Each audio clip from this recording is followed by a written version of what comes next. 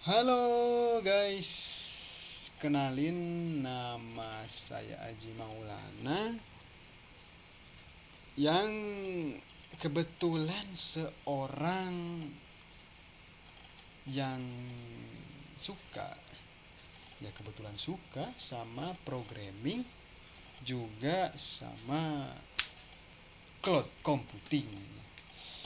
Jadi tujuan dari video ini adalah untuk menyadarkan, bukan menyadarkan sih, ya menyadarkan atau juga mengajak kembali betapa pentingnya SDLC atau kepanjangannya Software Development Life Cycle. Nah, jadi kenapa saya menyatakan mengingatkan kembali betapa pentingnya SDLC? Nah, bermula dari pengalaman saya ketika mengerjakan dua project. Nah, jadi ceritanya waktu itu dapat project, kan, suruh ngerjain membuat website. Ketika membuat website, ya namanya seneng gitu kan, kebetulan seneng gitu kan. Ya kalau ngedenger project itu prosesnya langsung ngoding gitu kan. Nah, sedangkan kalau kita pakai konsepsi SDLC, kalau mau buat website atau software sejenisnya gitu kan, itu enggak langsung namanya ngoding. Nah, terus pakai apa misalkan? Oke, coba kita pahami dulu apa itu SDLC. Nah, jadi SDLC itu adalah Software Development Life Cycle atau kepanjangannya. Kalau kita jelasin dari segi bahasa, Software Development Life Cycle itu kan uh, siklus pengembangan eh ya siklus hidup pengembangan software atau alur pembuatan software. Nah, jadi dari mana alurnya? Nah, coba kita lihat gambar di sini. Nah, ini bukan kebetulan. Ini dulu saya belajar dari Pak Nur Hidayat di PHP ID Kode Factory tanggal 6 Agustus 2021. Udah 3 tahun yang lalu.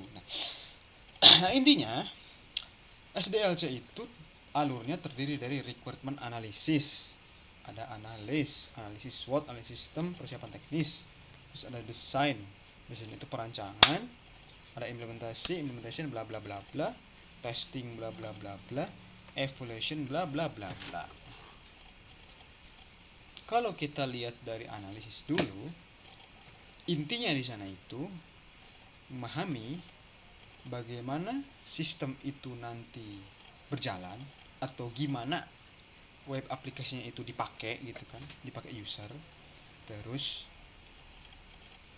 yang mau terus kalau kita mau buat, siapa yang mau buat, siapa yang ngebiayainya, terus pas ngoding pakai teknologi apa aja gitu kan, misalkan pakai JavaScript atau Python atau PHP, terus juga pakai device apa gitu kan, terus ada nanti namanya juga di deploy di mana gitu kan. Kalau software ini tuh ada keuntungannya bagi si user apa, bagi kita apa, terus platformnya apakah hanya bisa digunakan di HP, laptop atau semuanya, semua device. Nah, itu kira-kira namanya analisis, bagian requirement analisis. Terus kedua ada juga ada desain, perancangan. Sorry. Nah, lagi batuk ya. Jangan lupa jaga kesehatan, Bang. Oke, lanjut. Jadi desain, ada perancangan, pembuatan desain itu kayak UI UX. Nah, layoutnya itu nanti gimana, desainnya gimana, terus fontnya apa, warnanya gimana. Nah, kira-kira desain itu kayak gitu. Terus juga itu di desain itu juga memahami jalannya sistem atau cara kerja sistemnya pakai diagram. Diagram itu kayak gini misalkan. Pakai flowchart misalkan. Flowchart. Nah, jadi memahami cara kerja sistemnya pakai flowchart. Ada juga yang lain. Nah, itu nanti namanya UML, Unified Model Language. Jadi memahami sistem pakai namanya diagram. Nah, diagramnya itu nanti ada banyak use case, activity diagram, sequence diagram, dan bla bla bla bla. Nah, intinya untuk memahami sebuah sistem. Nah, terus habis desain ada implementation. Nah, di sini tuh ngoding.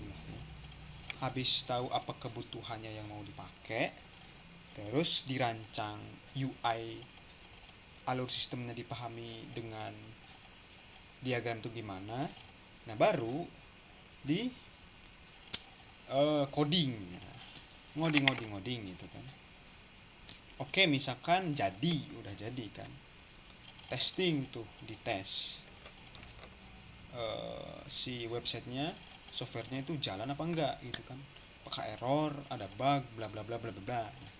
Singkat cerita misalkan sudah selesai ya di deploy. Habis di deploy, di monitoring. Monitoring dipakai user misalkan. Usernya ngasih feedback. Oh, ini ada bug. Oke.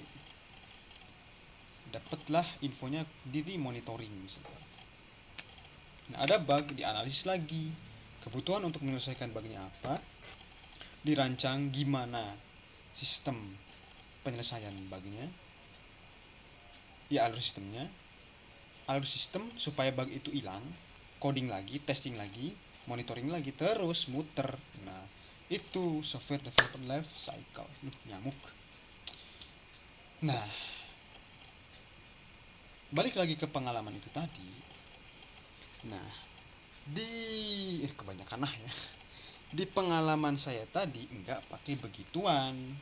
Akibatnya apa? Nah, akibatnya di proses ketika coding kita kebingungan pada perancangannya.